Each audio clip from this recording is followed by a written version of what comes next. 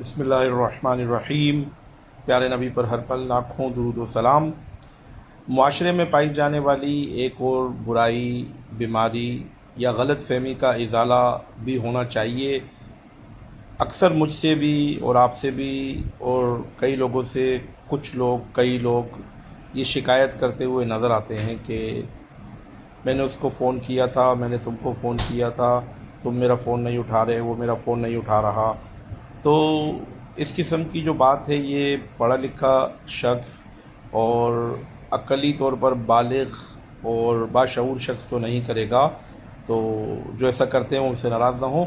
اور یہ بات یاد رکھیے کہ یہ بدگمانی کے زمرے میں آتی ہے۔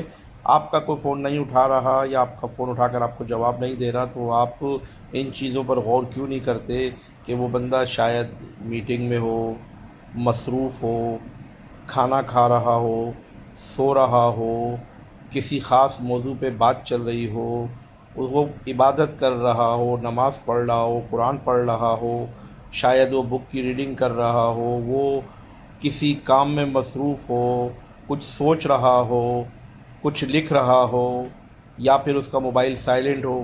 اتنے سارے عوامل، اتنی ساری باتیں، اتنے سارے امکانات ہونے کے باوجود، اور انسان اپنے آپ کو ذی شعور بھی کہے، عقل مند بھی کہے، بالغ بھی کہے اور سب کچھ کہے، اور پھر اس قسم کے یعنی کہ وہ باتیں بھی کہے کہ بدگمانی کی جس سے بدبو آئے، تو ان چیزوں سے باہر آئیے کہ شریعت کے بہت سے تقاضوں میں سے ایک یہ تقاضا بھی ہے کہ آپ کسی سے بدگمانی نہ کریں۔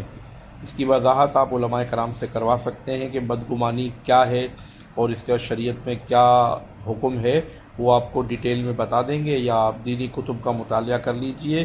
ملتے ہیں چھوٹی سی بریک کے بعد۔ پیارے نبی پر ہر پل لاکھوں درود و سلام۔